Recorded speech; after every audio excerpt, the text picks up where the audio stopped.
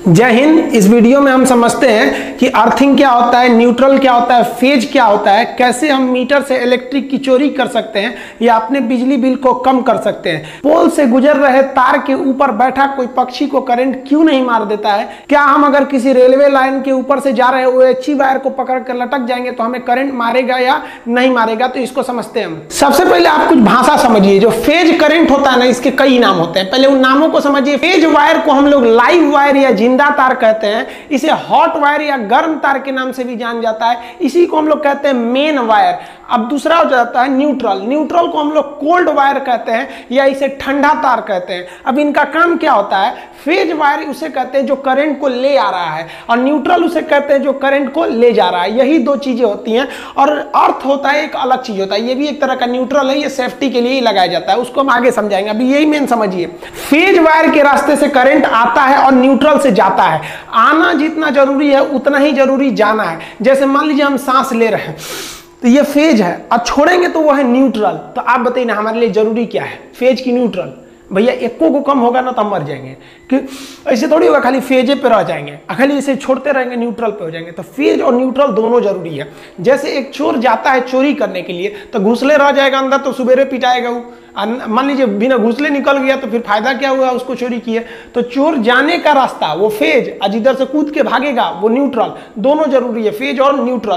तगड़ा कौन मारता है भैया? दोनों बराबर है। सुरक्षा के लिए हम फेज तार को हम रेड कलर से रंग देते हैं, और जो न्यूट्रल होता है इसे किसी अन्य कलर से रंग दिया जाता है। अर्थिंग वायर को हमेशा हम हरा रखते हैं। अर्थिंग को लास्ट में समझेंगे। यहाँ देखिए, ये लाल वाला तार फेज के लिए हो सकता है, ये न्यूट्रल में आप किसी को भी यूज कर सकते हैं, लेकिन याद रखिएगा हरा तार का प्रयोग हमेशा अर्थिंग में करते हैं।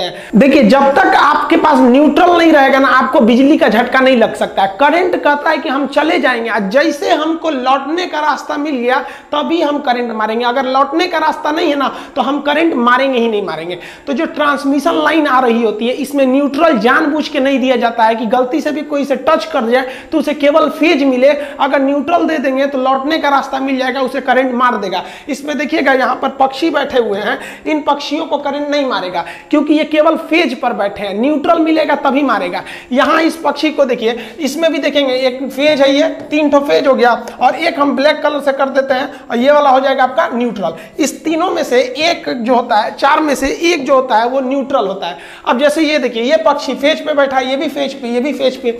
दो फेज वगैरह फेज पे बैठने से कभी करंट नहीं मारेगा, लेकिन जैसे ये न्यूट्रल पे टच हो जाएगा इसको करंट मार देगा। जैसे यहाँ देखिए ना, ये बकलोलवा को ये क्या किया है, आपने पंजा से इसको पकड़े हुए है और ठोड़ से, चोंच से इसको पकड़ लिया है। लेकिन मान लिया कि एक ठो ये वाला क्या है, फेज है, और दूसरा ये नीचे वाला न्यूट्रल है। तो यहां से इसके ठोड़ से तो करंट घुस जाएगा, और करंट जैसे पैर के पास आएगा उसको समझ गया कि अरे भैया जाने का रास्ता मिल गया, न्यूट्रल मिल गया, मार इसको, झनाक से उड़ जाएगा।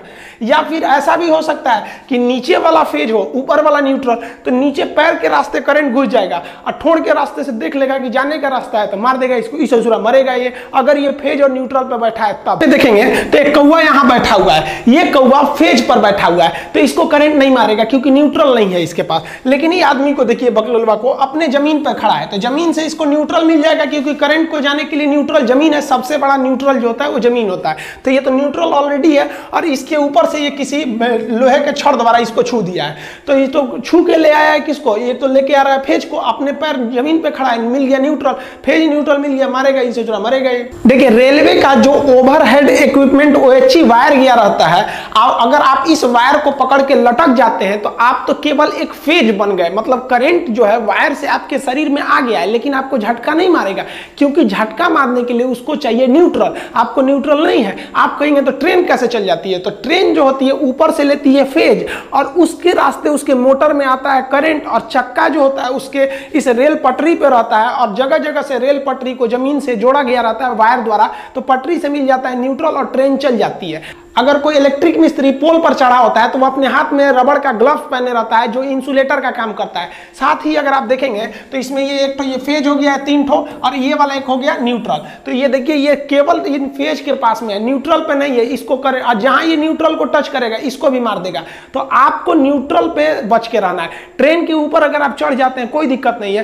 ट्रेन के ऊपर चढ़ के अगर OHE को पकड़ लिए तब तो मारेगा ही आपको, क्योंकि ट्रेन जो है वो जमीन से टच में आपको मिला है न्यूट्रल, और ऊपर ऊपर से ले लिए फेज, आपको उड़ा देगा, उड़ जाएंगे आप तुरंत। लेकिन अगर आप लटक के झुलवा झूल रहे हैं तो कोई दिक्कत नहीं है, आप झुलवा झूलिए, किसी पे इस पे झूलिए, लेकिन याद रखिए झूला झूलते समय ना अगर आप न्यूट्रल पे टच हुए ना तो झुला देगा अच्छा से। कोई इलेक्ट्रिक मिस्त्री आपके घर काम करने आता है तो होशियार रहता है ना, तो वो दस्ताना पहन लेता है रबड़ का ताकि करंट ना आ पाए। अब इसको देखिए, ये होशियार है, और ये बकलोलवा को देखिए, ये ऐसे ही नंगे हाथ से ऐसे छू रहा है और ये पकड़ लिया फेज वगैरह को। अब देखिए ये क्या करते हैं, ऐसे होशियार होते हैं इलेक्ट्रिक मिस्त्री, चप्पल उतार देते हैं ऐसे और चप्पल के ऊपर खड़े हो जाते हैं। जानते हैं सब कि चप्पल पहनेंगे तो कहीं हल्का सा भीगा हुआ होगा तो ग्राउंड पे टच होने की संभावना ज्यादा रहती है, तो उतार के ऊपर बैठ जाते हैं सब कि नीचे तो ग्राउंड में टच नहीं होंगे, अब काम कर रहे होते हैं सब, तो ये टच भी कर लेते हैं ना तो फेज आ गया इनके शरीर में। अब इनका शरीर भी एक तरह से फेज बन गया है, लेकिन चप्पल के ऊपर खड़े हैं तो इन्हें करंट नहीं मारेगा। और बाकी लोगों से कह देते हैं कि बाबू हमको टच मत करना है, क्योंकि जानते हैं कि बबुआ अगर टच करेगा तो वो जमीन पे खड़ा है, वो बन जाएगा न्यूट्रल और उड़ा देगा उसको। तो अगर आप उसको टच कर लेते हैं तो वो तो था फेज, आप जैसे इसको टच किए हैं आपका पैर जमीन पे है, और अगर जमीन के संपर्क में आ गया, नंगे पर हैं आप या फिर भीगा हुआ है तो फिर मार देगा, वो हो जाएगा जाने का रास्ता न्यूट्रल। अब जमीन हो गया न्यूट्रल और तार हो गया आपका फेज, और आप मिस्त्री और वो दोनों लोग क्या हो गए, बॉडी बन गए लोग, आप लोग को उड़ा देगा। तो ये मिस्त्री जो है ये देखिए ये होशियार भी है, स्मार्ट भी है, इसे चुरा करमफोर है। अर्थिंग समझिए क्या होता है। अर्थिंग का यूज केवल सेफ्टी के लिए किया जाता है। जैसे मान लीजिए कि यहां से करंट आ रहा है तो रेड वाला फेज है वो ला रहा है और न्यूट्रल है ब्लैक वाला, तो आप इसमें से इसको खोसिएगा तो करंट लेके आएगा, और करंट इस फ्यूज में गया है तो देखिए यहां से तो रेड वाला करंट है, ये तो आ गया फेज और इसको चालू कर देगा फ्रिज को, और लौटने का रास्ता ये न्यूट्रल से ये लौट जाएगा। लेकिन जब कभी कोई इक्विपमेंट ज्यादा काम कर देते हैं, पुराने हो जाते हैं, तो हो सकता है कि यहां पर तार कहीं घिस गया हो पुराना होने से, और घिसने के बाद इसके बॉडी से टच हो गया हो। अगर इसके बॉडी से टच हो गया है तो देखिए ये आ रहा है तो फेज और लौटने के लिए न्यूट्रल भी है, लेकिन कुछ यहां लीकेज करंट भी है। सब लीकेज करंट होने की वजह से ये जो फ्रिज है ये एक तरह का आपका फेज बन गया है। अब ये देखिए ससुरी जा रही है खोलने के लिए, जैसे खोलेगी तो ये जो है इसके पे क्या चलाएगा, करंट आ जाएगा, आई उधी आ जाएगी, इसका जमीन पे पैर टच है, जूता पहनी है ये, उतार देते हैं जूता, इसका जूता उतार दिए। अब देखिए ये नीचे है, इसका तो संपर्क हो गया नीचे से, अब यहां से जो करंट आया था वो न्यूट्रल में तो चला गया, लेकिन लीकेज करंट जो था इस फ्रिज के रास्ते से इस ससुरी की बॉडी में चला आया, और इसका पैर नीचे था इसलिए इसको जाने का भी रास्ता मिल गया, इसको मारेगा ये उधिया जाएगी। तो इस लीकेज करंट से बचने के लिए हम चाहते हैं कि जिस तरह से फेज को लौटने के लिए एक न्यूट्रल था, उसी तरह लीकेज करंट को लौटने के लिए भी कोई ना कोई रास्ता होना चाहिए। तो लीकेज करंट को लौटने के लिए जो रास्ता होता है उसे हम कहते हैं अर्थिंग। जैसे मान लीजिए कि इसी फ्रिज से यहां एक वायर को ले आके जमीन में ऐसे कर देते तो वो क्या हो जाता है, अर्थिंग हो जाता है। अर्थिंग का साइन ऐसे ही बनाया जाता है, बड़ा से छोटा करते हुए जाया जाता है, अर्थिंग करंट। अब इससे क्या होगा, जो फेज आया था वो न्यूट्रल से चला गया और लीकेज करंट जो था इस फ्रिज का इस वायर के रास्ते अर्थिंग में चला जाएगा। अब आप कहेंगे कि सर तब तो हर सामान में एक उसमें खोद करिए और उसमें एक तार बांध के जगह जगह घर फोड़ के उसको अर्थिंग करिए, घरे खराब हो जाएगा ये अर्थिंग से। तो देखिए अर्थिंग सेफ्टी देता है, इसको कहां लगाया जाता है। अर्थिंग जो होता है ना, इसका जो प्रतिरोध होता है, क्वेश्चन पूछेगा कितना होना चाहिए, तो अर्थिंग का प्रतिरोध रेसिस्टेंस बहुत ही कम होना चाहिए, 8 ओम से भी कम होना चाहिए। जबकि हमारे शरीर का जो प्रतिरोध होता है, अगर शरीर भीगा है तो 1000 होता है और अगर सूखा है तो 1 लाख हो जाता है। तो यानी हमारा शरीर सूखा है तो करंट को 1 लाख से धकेलेगा, अब भीगा है तो 1000 से ढकेलेगा। और जो अर्थिंग होता है वो महज 8 ओम से ढकेलता है। इसलिए कोई भी कहां जाता है, प्रतिरोध मतलब होता है रुकावट, ब्रेकर। अब आप बताइए, आप गाड़ी से जा रहे हैं, एक तो ब्रेकर इतना ऊंचा है, अब बगल वाला ब्रेकर थोड़ा सा है, तो गड़िया वाला को देखते हैं मुड़ा के जाता है, कहता दूर हचका पे से कौन जाएगा। तो हमारे शरीर का प्रतिरोध यानी ब्रेकर ज्यादा हैवी होता है और अर्थिंग का ब्रेकर कम होता है, इसलिए लीकेज करंट इधर न जाके नीचे चला जाता है। अर्थिंग के लिए अर्थिंग का प्रतिरोध हमेशा कम रखा जाता है, 8 ओम से इसे नीचे रखना चाहिए। देखिए अर्थिंग को ही हम ग्राउंड कहते हैं, ये एक तरह से सेफ्टी के लिए ही यूज किया जाता है, जबकि ये एक तरह से कहिए तो जो लीकेज करंट है उसे वापस जाने के लिए रास्ता दे देता है। अर्थिंग वायर हमेशा और हमेशा हरा रंग का रहना चाहिए।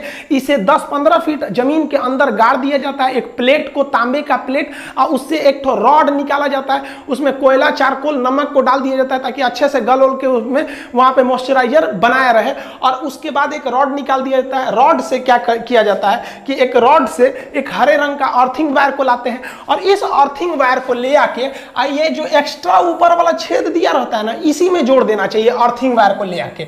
इससे क्या फायदा होगा, देखिए मान लीजिए ये आपका फ्रिज है, इस फ्रिज से हम सप्लाई ले आ रहे हैं, तो इससे 3 ठो सप्लाई लाना चाहिए। कौन कौन सा, एक हो गया फेज का, एक हो गया न्यूट्रल का और एक हो गया लीकेज करंट के लिए। अब आपसे पूछेगा लीकेज करंट की सप्लाई कहां से देनी जानी चाहिए, तो किसी भी लोड यानी जो मशीन है आपका फ्रिज कूलर जो भी है उसकी बॉडी से टच कराकर एक आपको अर्थिंग ले आना चाहिए। अब इसको तीनों में जोड़ देना चाहिए, एक जुड़ गया फेज में, एक जुड़ गया न्यूट्रल में। देखिए यहां रेड वाला जो है वो फेज करंट आ रहा है और काला वाला जो है वो है आपका न्यूट्रल। अब मान लीजिए इस पे जो लीकेज करंट है उसको हम हरे रंग के तार से लाएंगे, यहां बोर्ड भी हरा है इसलिए हरा चलेगा नहीं, हम इस पे सफेद कर दे रहे हैं, तो लीकेज करंट को सफेद रंग से ला रहे हैं और यहां ऊपर वाले में जोड़ दे रहे हैं। तो ये ऊपर वाला जो होता है अर्थिंग होता है। अब बताइए अगर ये जो है इस पे लीकेज है करंट का, मान लीजिए यहां पे लीकेज है और अब हम इसको अर्थिंग से जोड़े हैं, तो अब इस ससुरी नहीं जाएगी, बच जाएगी। देखिए कैसे, इस पे लीकेज है तो जो मेन करंट आया फेज से और लौट जाएगा न्यूट्रल से, लीकेज करंट को पकड़ लेगा ये आपका अर्थिंग वायर, क्योंकि इसका प्रतिरोध कम है इसलिए करंट इधर से जाएगा, इस आदमी का प्रतिरोध ज्यादा होता है इसलिए इधर से नहीं जाएगा और ये होते हुए इस प्लग में चला जाएगा और इस बड़े वाले को हम लोग ऊपर वाले में खोस देते हैं और ये इस रास्ते से जमीन में चला जाएगा। अतः लीकेज करंट गया जमीन में, जमीन सबसे बड़ा चार्ज सिंक है, इसमें कितना भी वोल्ट का करंट दे दीजिए ये सोख लेता है। तो ये हो गया आपका अर्थिंग वायर। अब क्वेश्चन पूछता है कि अर्थिंग का जो ये वाला पिन होता है ये मोटा और सबसे लंबा क्यों बनाया जाता है, तो देखिए हम ये इसमें क्यों बनाया जाता है, जैसे मान लीजिए कि हम इसमें खोसे इसमें, तो हमको सबसे ज्यादा जरूरी क्या है कि फ्रिज भले देर से चले लेकिन करंट ना मारे, इसलिए अर्थिंग वायर को लंबा बनाते हैं कि पहले ही ये किसमें घुस जाए, प्लग में घुस जाए। और जैसे डालेंगे पहले प्लग में घुस जाएगा तो सबसे पहले ये प्लग जो है ये किससे संबंधित है, ये अर्थिंग वायर से संबंधित है और ये किसको लेके आ रहा है, लीकेज करंट को। तो जैसे घुसाएंगे तो सबसे पहले ये लीकेज करंट को भेज दिया और लीकेज करंट को भेज दिया, उसके बाद ये दोनों का साइज सेम होता है, ये घुसेगा तब इसको देगा फेज और न्यूट्रल। पता चला पहले ही फेज दे दिए अब बाद में लीकेज को ले जा रहे हैं, उसी बीच कोई छू लेगा तो उसको धमाक से उड़ा देगा। इसे मोटा बनाने का दूसरा एक और रास्ता है कि हमें अर्थिंग करंट का जो रेसिस्टेंस जो प्रतिरोध है उसको कम रखना है, क्योंकि करंट धड़ाक से चला है प्रतिरोध कम होने की वजह से। प्रतिरोध कम करने के लिए किसी भी वायर को मोटा किया जाता है, तो जानबूझ के इसे मोटा कर दिया जाता है कि इसका प्रतिरोध घट जाए और उधर से लीकेज करंट फटाक से चला। इसमें इसे मोटा करने का एक और रीजन है कि इसको अगर आप मोटा कर देंगे तो अर्थिंग वायर जो है वो कभी भी फेज वाले में नहीं जाएगा और ना ही न्यूट्रल वाले में जाएगा, क्योंकि अर्थिंग का जो रेसिस्टेंट होता है वो बहुत ही कम होता है, उसे फेज और न्यूट्रल में नहीं जाने देना चाहिए। तो ये 3 रीजन है इसको मोटा बनाने का। देखिए अर्थिंग जो होता है वो 2 तरह से लगाया जाता है, एक सरकार की अर्थिंग होती है जो सरकारी लाइन से आती है, वो हर जगह अवेलेबल नहीं है, और कुछ ऐसी अर्थिंग होती है जो व्यक्ति खुद से लगा लेता है। जैसे आप इस एग्जांपल में देखिए कि ये पावर सब स्टेशन है, इसमें आपको 2-3 ठो लाइन दिख रही होगी रेड कलर की जो आपकी फेज लाइन है, एक ग्रीन कलर की जा रही है जो अर्थिंग है, एक काले रंग की जा रही है जो न्यूट्रल है। अब ये वाले घर वाले भाई साहब क्या किए हैं, आप ध्यान दीजिए कि वाले इस वाले से क्या ले लिए हैं, फेज ले लिए हैं, एक न्यूट्रल ले लिए हैं, एक अर्थिंग ले लिए हैं। इनको फेज भी मिल गया, जाने का रास्ता न्यूट्रल भी मिल गया, इनमें घर में किसी को करंट भी मारेगा तो ये अर्थिंग में चला जाएगा, ये घर सुरक्षित है। लेकिन ये वाले भाई साहब को देखिए, ये अर्थिंग लाइन से अर्थिंग लिए ही नहीं है, लाल वाले से फेज ले लिए हैं, काले वाले से न्यूट्रल ले लिए हैं, लेकिन ये भी बंदा होशियार है, ये अपना पर्सनल अर्थिंग लगा के रखा है। देखिए यहाँ पे इसने क्या लिया है, पर्सनल अर्थिंग, तो ये भी बच जाएगा। ये सरकार का फायदा उठा रहा है, ये अपने दिमाग का फायदा उठा रहा है। बकलोलवा को देखिए, सब स्टेशन से आया लाइन 3 फेज जा रहा है, एक ठो फेज ले लिया अपने घर में और एक ठो न्यूट्रल ले लिया जाने के लिए, और सरकार इस एरिया में अर्थिंग दी ही नहीं थी और इहो ससुरा अपने घर में अर्थिंग नहीं लगाया तो उड़ेगा ही, इसके यहाँ करंट मारेगा किसी को तो झनाक से उड़ेगा ही। देखिए हमारे यहाँ जो डिस्ट्रीब्यूशन लाइन होते हैं उसमें 3 फेज दिए जाते हैं, यानी ये देखिए 3 लाइन दी जा रही है। ये फेज इसलिए दिए जाते हैं कि सब स्टेशन पे लोड कम पड़े। मान लीजिए किसी मोहल्ले में 300 घर है तो क्या किया जाएगा, हर फेज से 100-100 घर को सप्लाई दे दी जाएगी, तो हर एक फेज पर लोड ज्यादा एकदम सेम रहेगा तो मोहल्ले में बिजली सेम रहेगी। लेकिन क्या किया जाता है ना, कभी कभी लोग किसी घर में ज्यादा लोड है, किसी घर में कम लोड है, किसी मोहल्ला में पता चला 2 फैक्ट्री लग गई तो उसके वाले पर लोड ज्यादा हो जाएगा तो उधर जो वोल्टेज होगा टिमिर रहेगा, तो लोग उस फेज से हटा के दूसरे फेज में लगा देते हैं। तो ये ना हो इसलिए हम लोग ज्यादातर फेज को डिस्ट्रीब्यूट कर देते हैं। लेकिन हमारे यहाँ बिहार में यूपी वगैरह में क्या होता है ना, चोरी लोग कर लेते हैं, अक्सर हर जगह लोग थोड़ा बहुत चोरी कर लेते हैं। क्या करते हैं, वो टोक फंसा लेते हैं। देखिएगा ना कोई बोतल वोतल रहेगा तेल उल का, तो उसको आधा काट के उसमें तार में फंसा के इस तरह से टोकन फंसा लेंगे लोग, और उसमें इसी में डाल देंगे फेज में और एक तो न्यूट्रल में ले लीजिए, फेज ले लेगा, घर से ही न्यूट्रल अर्थिंग बना सकता है वहां पर। और उससे क्या होता है, तब ये सब स्टेशन पर लोड ज्यादा हो जाता है। पता चला इसने 100 घर को डिस्ट्रीब्यूट किया था और किसी एक फेज में 50 तो घर वाले टोक फंसा के चोरी करने लगे हैं लोग। अब वही चोरी करेंगे तो उस पर एक्स्ट्रा लोड आ जाएगा, तो इस एक्स्ट्रा लोड से लिए कई बार छापा पड़ता है, तो ये लोग क्या करते हैं, उतार लेते हैं, कहते हैं हमारे यहाँ तो लाइटें नहीं है। देखिए जो हाई टेंशन लाइन होती है, जो जहां से ट्रांसमिशन होके आ रही होती है, उसको हम लोग डेल्टा में जोड़ते हैं। डेल्टा ऐसे कनेक्शन को कहते हैं जिसमें से न्यूट्रल नहीं गया रहता है, यानी अगर डेल्टा में जुड़ा है तो न्यूट्रल है ही नहीं है, आप उसको करंट ले लेंगे लेकिन कोई काम नहीं कर पाएंगे और ना ही आपको झटका मारेगा, क्योंकि डेल्टा में न्यूट्रल नहीं होता है, आपको न्यूट्रल देना पड़ेगा। तो जो हाई वोल्टेज होते हैं यानी स्टेप अप करंट या ट्रांसमिशन लाइन, वो डेल्टा में जुड़ा होता है। लेकिन जब वो सब स्टेशन पे पहुंचता है तो उसे स्टेप डाउन करके उसे हम लोग कहते हैं लो वोल्टेज, और उसके बाद डिस्ट्रीब्यूट करते हैं। तो डिस्ट्रीब्यूशन लाइन आपको स्टार कनेक्शन में होता है। स्टार कनेक्शन में 3 फेज के साथ साथ एक न्यूट्रल भी होता है। क्वेश्चन कहेगा कि जो स्टेप डाउन ट्रांसफार्मर होते हैं वो कौन से होते हैं, तो वो डिस्ट्रीब्यूशन के लिए होते हैं, उनका वोल्टेज कम होता है। कम वोल्टेज पे ही हम लोग को काम चलाना रहता है अपने घरों का 240-230 वोल्ट के आसपास में, तो वो स्टार में रहते हैं। लेकिन high tension line, high voltage step up वाले डेल्टा में रहते हैं। ये अलग से हम पढ़ाएंगे आपको डेल्टा और स्टार में, और क्या होता है जंपर पिन इनसे इसको कनेक्ट करने के लिए। तो इस तरह से हमको आता है डेल्टा से ट्रांसफार्मर दे देता है स्टार। अब हमको जो मिलते हैं, देखिए कोई भी चीज कभी कभी सुने होंगे कि ये 3 फेज का है, ये सिंगल फेज का है, तो सिंगल फेज की चीज कमजोर रहते हैं और 3 फेज की चीज बहुत शक्तिशाली रहते हैं।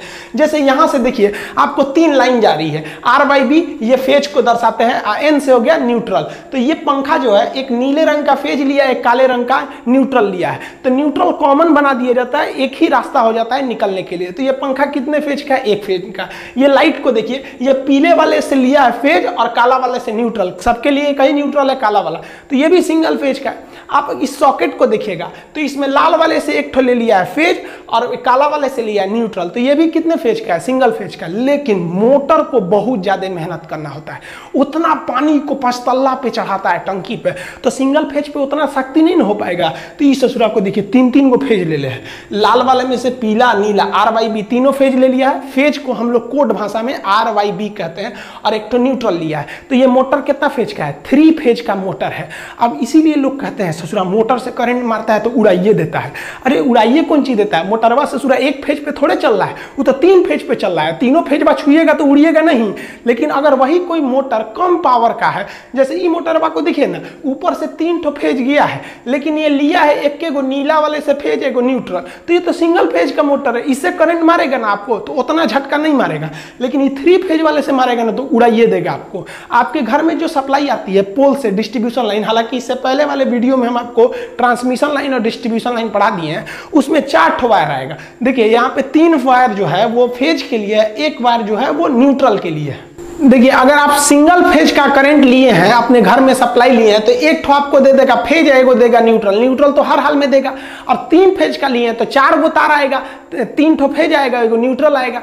तो अब आप कहेंगे कि सर हम फेज लेते हैं और जला के न्यूट्रल से भेजते हैं, तो आप जैसे मान लीजिए यहाँ से लिए पोल पे से आपके मीटर में आया है 1 फेज 1 न्यूट्रल, और इधर से निकलेगा आपके घर में 1 फेज और न्यूट्रल, तो फेज से करंट जाएगा, न्यूट्रल से आएगा, मीटर को होते हुए पोल पे जाएगा। आप सोचेंगे ससुरा पोलवा पे से कहां चल जाता है, तो पोल पे से वो जाता है ट्रांसफार्मर के पास, और ट्रांसफार्मर में एक तार द्वारा उसे ग्राउंड करके अंदर भेज दिया जाता है। तो न्यूट्रल और ग्राउंडिंग में ज्यादा का अंतर नहीं है, ये अपने घर नहीं ले जाता है, वही ट्रांसफार्मर तक ले जाता है, वहां से ग्राउंड कर देता है। अब बिजली चोरी कैसे करते हैं लोग, देखिए मान लीजिए आपका सिंगल फेज का मीटर है, तो 1 फेज ले लिए, 1 न्यूट्रल ले लिए, तो ये इनपुट है, आउटपुट आपके घर में जाएगा 1 फेज 1 न्यूट्रल। तो चोरी करने वाला क्या करता है कि यहां से फेज ले जाता है और न्यूट्रल को बीच में रोक देता है, किसी कमरा के पास जाके न्यूट्रल को काट के टेप चिपका देता है। तो करंट तो इधर से गया, ये फ्रिज चलेगा नहीं चलेगा, क्योंकि केवल फेज मिल रहा है। पंखा चलेगा, फेज मिल रहा है। लेकिन इस ससुरा होशियारी कर देता है, यहां से इसको ले जाके एक इधर से ना अर्थिंग जोड़ देता है। अब बताइए, जाने का रास्ते को ही ना न्यूट्रल कहते हैं, तो आया फेज और न्यूट्रल न जाके ग्राउंड में चला गया तो ये पंखवा तो चलिए जाएगा, उस ससुरा को सेफ्टियो मिल जाएगा, चलियो जाएगा।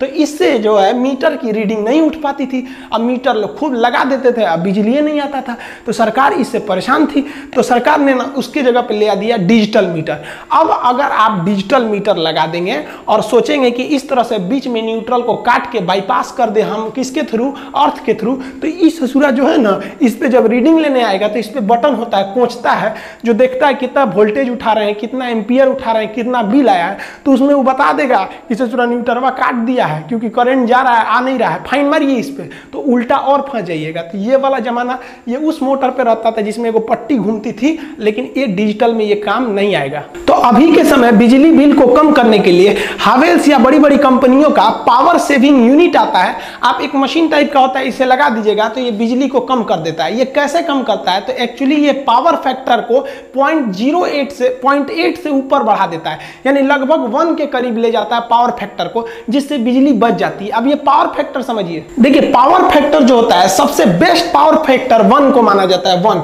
लेकिन पावर फैक्टर आपके घर में 1 नहीं रह पाता है, 1 से कम रहता है।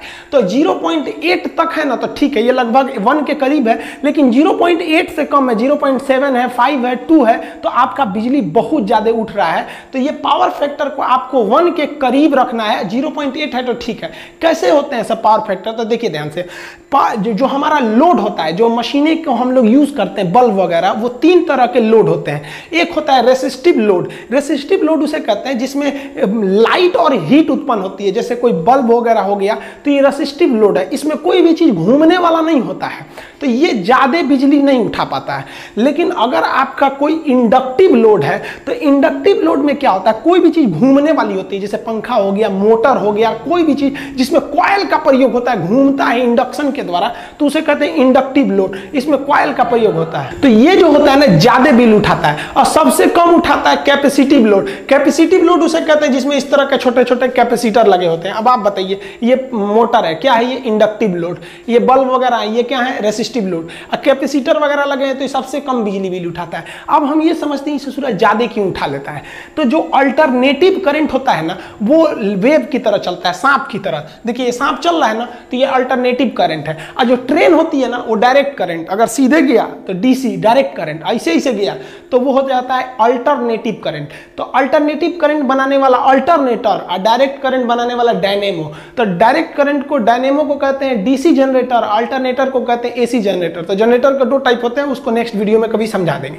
तो जो करंट होता है हमारे घर में एसी, वो सांप की तरह चलता है, तो इसे हम कहते हैं वेव। इसी को फ्रीक्वेंसी होती है। फ्रीक्वेंसी का मतलब होता है फेरा। तो हमारे घर में जो करंट आती है उसकी फ्रीक्वेंसी होती है 50। यहां आप देखिएगा सांप का 2 फेरा दिखेगा, एक ये वाला फेरा हो गया और एक ये फेरा हो गया। तो इसकी फ्रीक्वेंसी कितनी दिख रही है? 2। लेकिन जो घर में करंट आ रहा होता है उसकी फ्रीक्वेंसी 50 होती है, यानी 1 सेकंड में वो 50 फेरा मार देता है वो।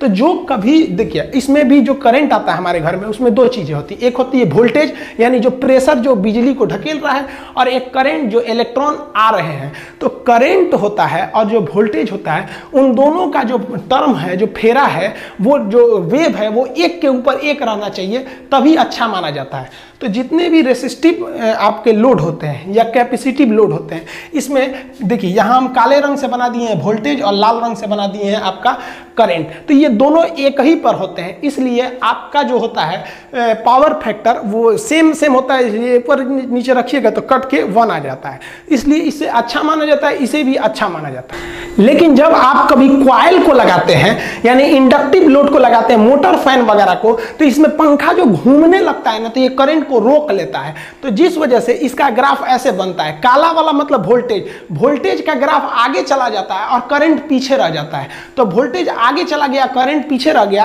तो करंट को ऊपर रख के वोल्टेज से डिवाइड करेंगे तो पॉइंट में चला आता है। तो वही आपका जो पावर फैक्टर होता है ना, वो 1 से नीचे जाने लगता है वहां से। तो इसलिए आपको जरूरी है कि ये जो आपका करंट पीछे रह गया है, इसको ढकेल के आप किसके बराबर करिएगा? आप वोल्टेज के बराबर कीजिएगा। लेकिन इस अधूरा होगा ही नहीं, क्योंकि मोटरवा जब चलेगा तो करंट वह पीछे ही रह जाएगा, वोल्टेज वह आगे चल जाएगा। तो इसका एक रास्ता है। जैसे मान लीजिए किसी 2 आदमी को एक जगह पे पहुंचना है 10 किलोमीटर की दूरी पर, एगो तेज दौड़ने वाला, एगो धीमा दौड़ने वाला है। तो एक काम कीजिए ना, अगर साथे पहुंचाना है तो धीमे दौड़ने वाले को पहले ही दौड़ा दीजिए, दौड़ जो रे, और उसके आधा घंटा बाद दूसरा को छोड़िए। तो यही काम करता है ये हावेल्स का जो मशीन है, कई कंपनियों के आते हैं एंकर वगैरह के, पावर सेविंग मशीन। ये क्या करता है, जैसे इसको लगा देंगे ना, जैसे मोटर ऑन करेंगे तो वो करंट को ढकेल के बहुत आगे भेज देता है, कहता है भाग जाओ तुम भाग जाओ, और उसके बाद पीछे से वोल्टेज को छोड़ता है। तो करंट का स्पीड धीमा था, वो धीरे धीरे जा रहा था, वोल्टेज पकड़ के उसको एक ही वेव बना देता है, जिस वजह से हमारा पावर फैक्टर लगभग 1 के करीब आ जाता है और हमें बिजली की बहुत ही ज्यादा बचत हो जाती है। आई होप आप समझ गए होंगे। अब नेक्स्ट वीडियो में हम समझा देंगे आपको एसी करंट और डीसी करंट में क्या अंतर होते हैं, मोटर में किस तरह से बनाए जाते हैं, शंट मोटर क्या होता है, सिंक्रोनस मोटर क्या होता है, ट्रैक्शन मोटर क्या होते हैं, सब कम्यूटेटर कहाँ होता है, अल्टरनेटर और डायनेमो में किस तरह का अंतर होता है, और जनरेटर किस तरह से काम करता है। मिलेंगे नेक्स्ट वीडियो में, तब तक के लिए।